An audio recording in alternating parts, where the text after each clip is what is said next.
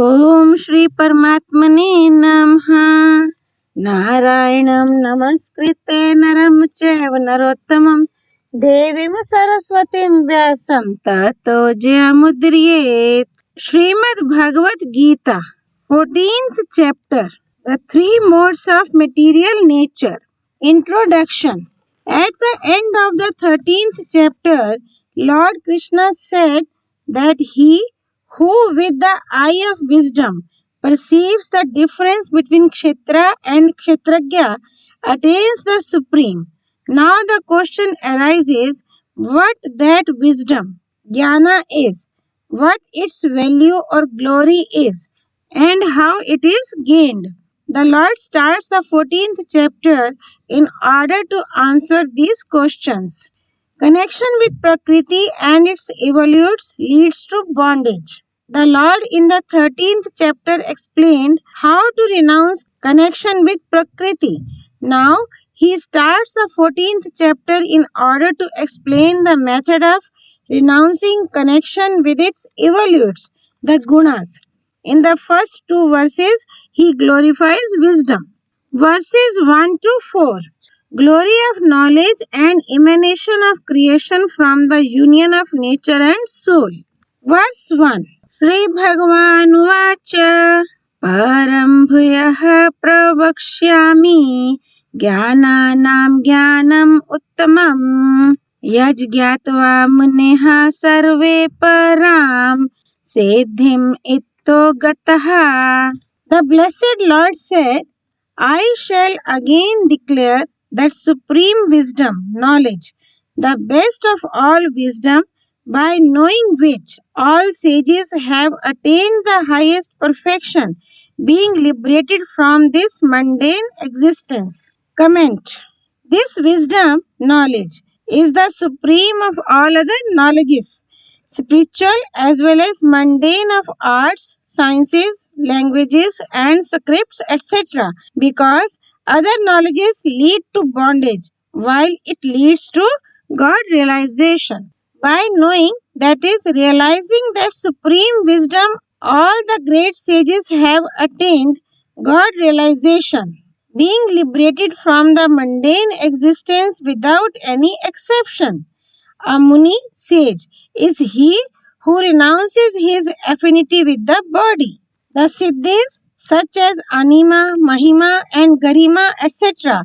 gained by the yogis are merely imperfections because all of them lead to bondage, the cycle of birth and death, and are obstacles to God realization. But the highest perfection is God realization because it frees a man from the cycle of birth and death. Verse 2. Edam jnanam upashritya mama sadharmayam agataha sarge api nopajayante parlaye na vyathanti cha. Those who, having acquired this wisdom, have entered into my being, are not born again at the time of new creation, nor are they tormented at the time of final dissolution. Comment. Wise men become uniform and untainted like the Lord, but they can't create, sustain, and destroy the universe like Him.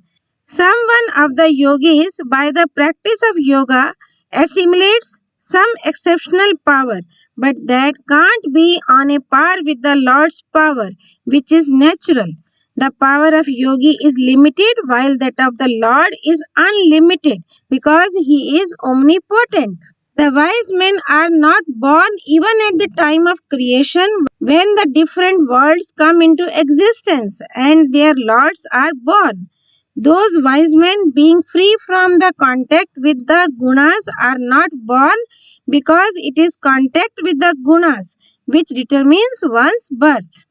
At the time of final dissolution, all beings are burnt to ashes or drowned by the flood. There is commotion and lamentation in the entire universe, but those wise men are not tormented. They don't undergo any commotion or lamentation.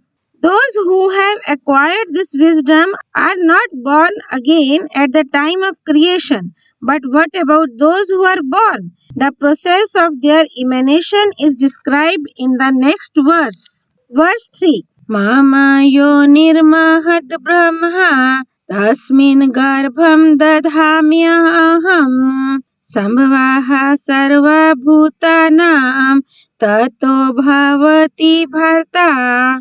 My primordial matter, Prakriti, known as the great Brahma, is the womb of all creatures. In that womb, I place the seed of all life.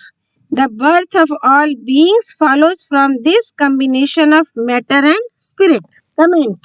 In the entire universe besides the Lord, the hugest entity is the primordial matter. The primordial matter, being the birthplace of all beings, is called the womb. Infinite universes emanate from it and again merge in it. It is the cause of all the mundane powers and energies. This primordial matter is called Mama, my, because it is the Lord's. It functions under His control only. Without His will, it can't do anything through its own power. The Lord does not place any new seed. The beings who are following the cycle of birth and death since time immemorial merge in Prakriti at the time of final dissolution, when their actions, having become mature, are inclined to bear fruit. The Lord at the time of new creation brings them into contact with Prakriti. This contact is what He means by placing the seed. After the Lord has placed the seed in Prakriti, all beings with their gross and subtle bodies are reborn. The birth of beings at the time of creation is called the discharge of spirits, Visarga, which also goes by the name of primeval action, karma. So it is the primeval action or primeval resolve of the Lord which brings forth the existence of beings. Now, the Lord describes the birth of all beings individually in the next verse. Verse 4. Sarva yonishu kantya murtyaha sambhavanti yaha tasam brahma mahad yonir aham bija pradhapita. Of all the bodies that take birth from different wombs, this primordial matter, Brahma or Prakriti, is the mother, while I am the seed-giving father. Comment. All beings born from womb, such as men and animals, etc., born from eggs, such as birds and snakes, etc., born from sweat, such as louse, etc., and sprouting forth from the ground, such as plants and vegetation, etc., having different shapes and different species, including the gods, mains, devils, ghosts, and other evil spirits, etc., are included in the term Sarva Yonishu Murtyaha, all the species. A poet has rightly said that the turban, luck, speech, personal nature, shape, sound, thoughts, and writing are not similar even of two persons.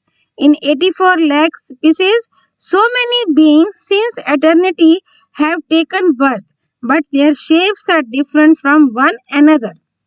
The primordial matter is the mother of all beings that take birth from different sources, while God is the seed-giving father. The bodies of different colors and shapes are constituted of matter, while the spirit dwelling in them is a portion of the Lord. In the piece of cloth, there are many minute holes. If it is drenched, water permeates all the holes equally. In this illustration, the piece of cloth denotes matter, Prakriti.